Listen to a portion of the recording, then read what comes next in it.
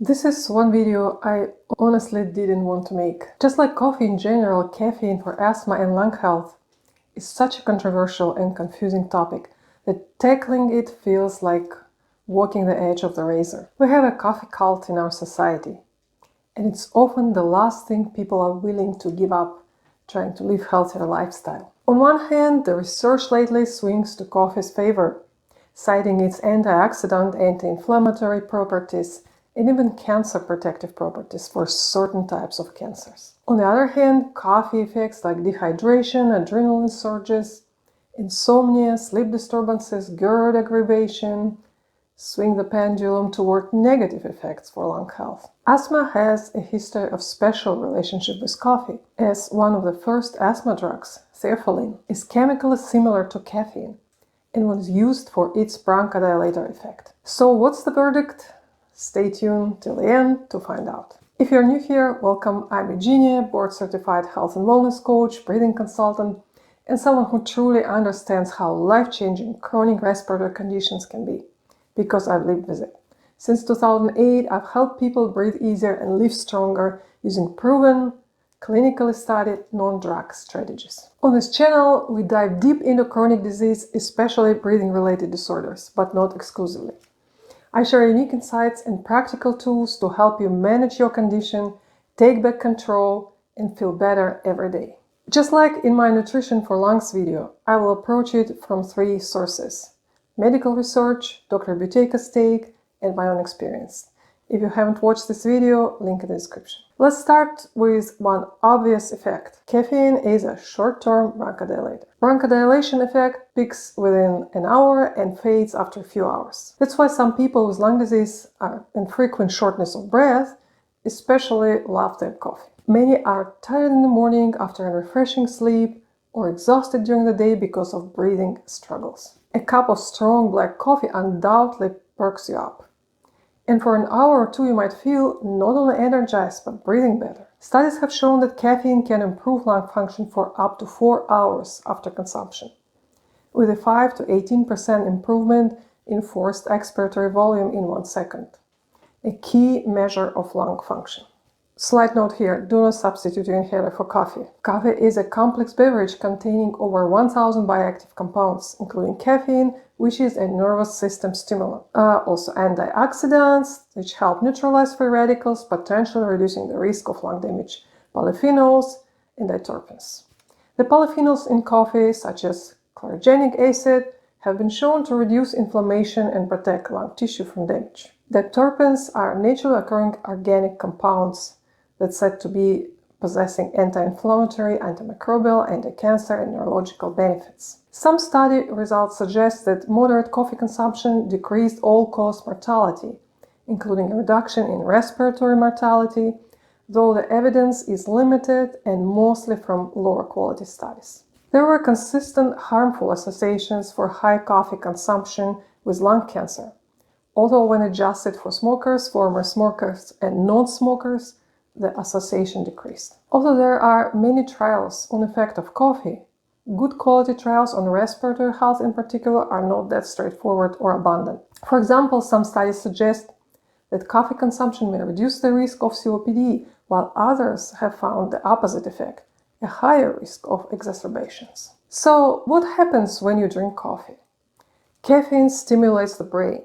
It triggers adrenal glands. Adrenal glands release adrenaline and cortisol. You feel alert, energized, but it's a stress response. In a way, by drinking coffee, you rob the Peter to pay Paul, causing a stress response in your body. Very occasionally, it might not be a problem. However, we're all discussing now how we live in a constant fight-or-flight mode and how it contributes to many diseases. But we are ignoring putting ourselves in that state 3-4 times a day with our coffee rituals. Yes, individual effect might be mild, but 3-4 times a day, every day, creates a serious load on your adrenals. Increased cortisol mobilizes energy, but suppresses long-term healing. If you ever suffered with CFS, chronic exhaustion, long COVID, burnout, adrenal fatigue, you probably learned to stay away from coffee or other stimulants. Frequent adrenaline and cortisol surges can dysregulate your stress system, which means you can be stuck in fight or flight or alternate periods of exhaustion with periods of agitation. In many people, caffeine causes anxiety and serious heart palpitation. Anxiety is often intermixed with asthma. Caffeine overstimulation may worsen hyperventilation, increase your breathing rate, which in turn might worsen your asthma or anxiety symptoms. High doses of caffeine can cause jitteriness, increased heart rate, nausea, which may indirectly affect breathing. Caffeine is a known sleep disruptor. Some people are more sensitive to caffeine, and even a cup of coffee taken at noon might affect their sleep. Sleep quality is especially important for asthmatics and lung disease patients, as good sleep is essential for the immune system. If you have sleep apnea, insomnia, or other sleep problems, sleep disordered breathing, neurological problems, kidney or liver disease, and especially chronic fatigue, caffeine can become extremely detrimental. Caffeine may increase airway sensitivity, which definitely adds to negative effects experienced by asthma patients. Daily consumed caffeine is a chronic dehydrator. Coffee is a diuretic.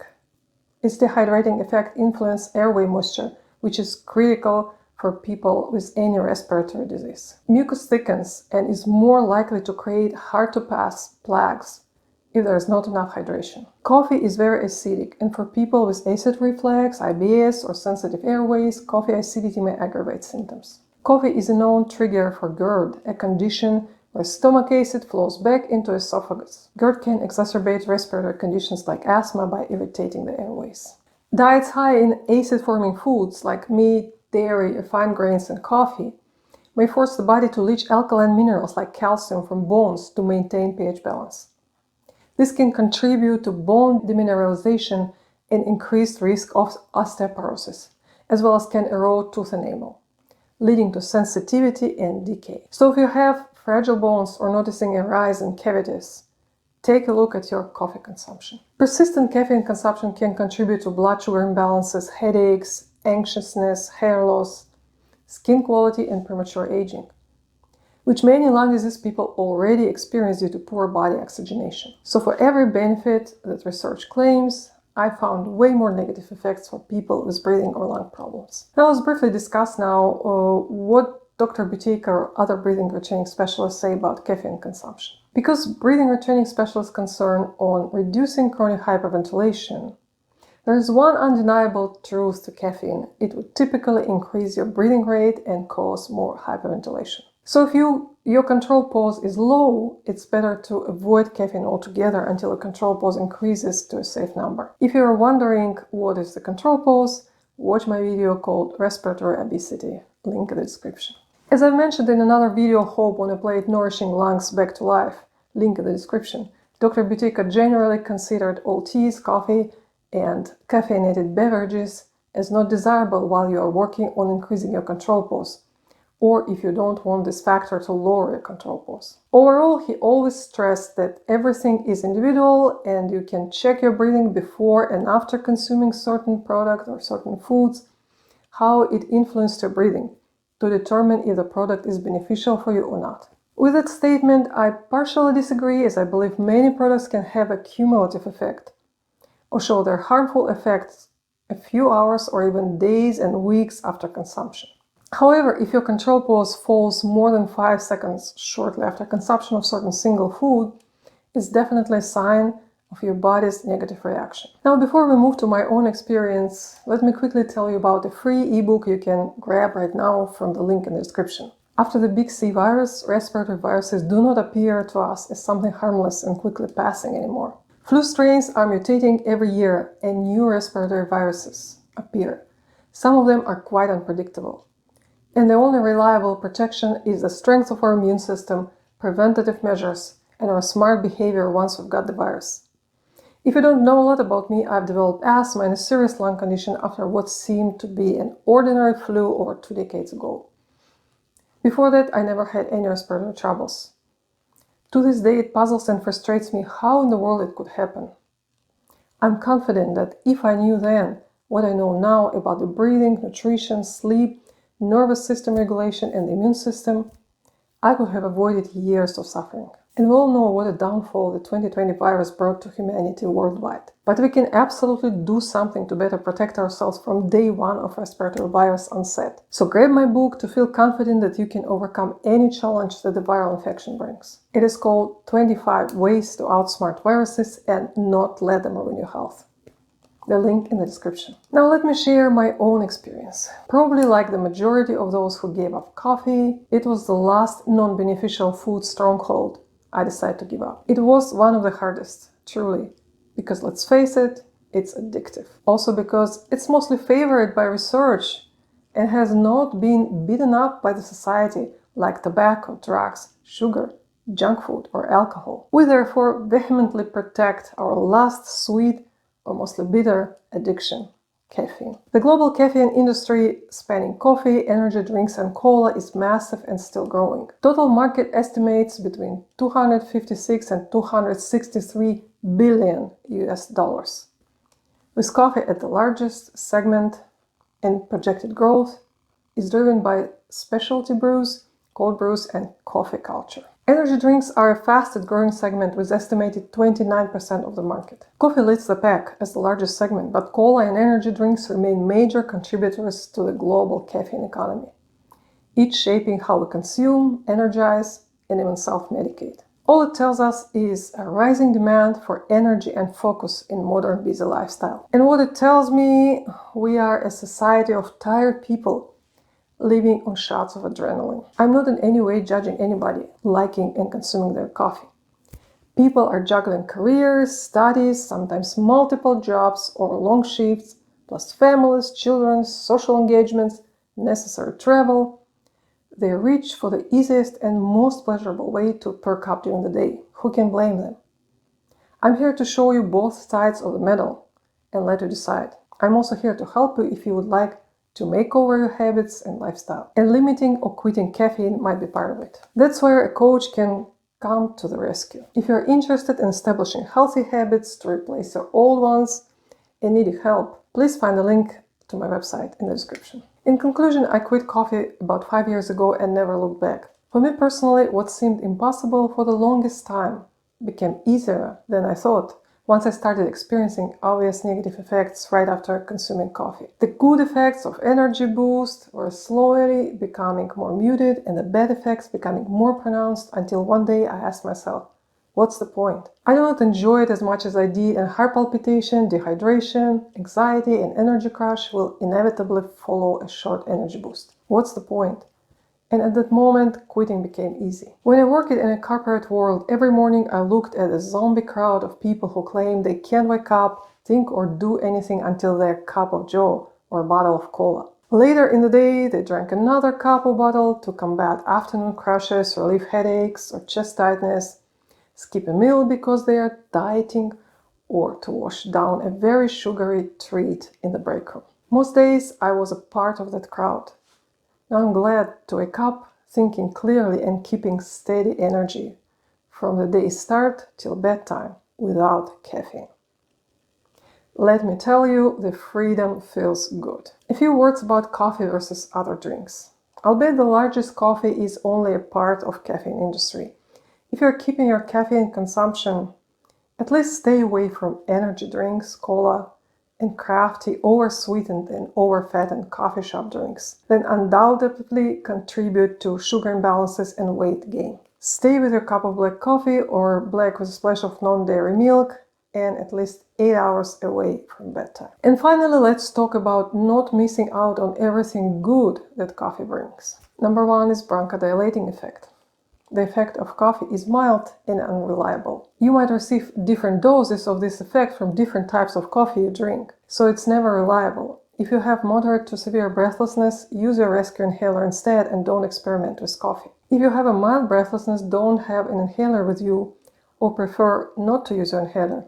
You can temporarily relieve it with certain breathing exercises. See my videos on how to relieve asthma attacks or on daily breathing exercises. If breathlessness is not subsiding after 5 to 7 minutes of breathing exercises meant to relieve your breathlessness, use your inhaler right away or call for medical assistance. The breathing retraining course that I teach will clearly help you to manage your asthma more effectively long term with combination of drug and non-drug methods to the point where your asthma is well controlled with less medication, and you won't find yourself suddenly looking for a cup of coffee for relief. Next is the antioxidant and polyphenols effect. A wide variety of berries, fruit, and vegetables are rich in those compounds. Not only that, but fruit and vegetables will have a much needed hydration effect instead of dehydrating you like coffee. They also provide necessary fiber and a multitude of other vitamins and nutrients. So eat more artichokes, spinach, onions, and all kinds of berries and pomegranates.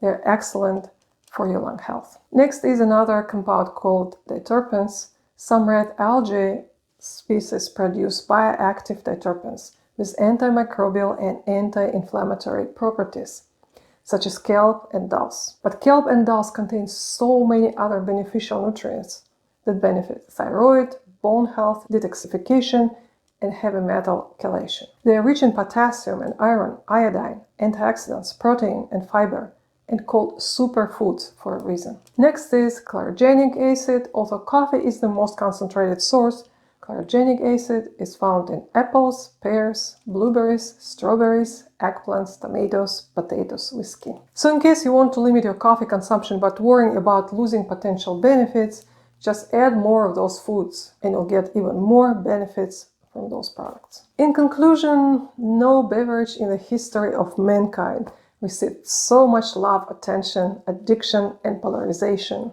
as coffee. Coffee by itself isn't the enemy for most people, but the truth is that caffeine consumption in our society borderlines addiction. Coffee, cocoa, chocolate, colas, black tea, matcha, it all adds up to a significant daily dose of caffeine. Understanding how it interacts with your stress and breathing system can help you make choices that support healing. If you're dealing with asthma, fatigue, or sleep issues, your body may be asking for calm, not the caffeine. If you decide it's time to reduce your caffeine consumption, as well as bring your health up a notch, but it seems overwhelming, I'm here to help. Find the link to my website in the description. Like, share, subscribe to get a wealth of no-nonsense practical advice on living better with respiratory conditions, and not only respiratory conditions, but other chronic diseases in general. Till next time.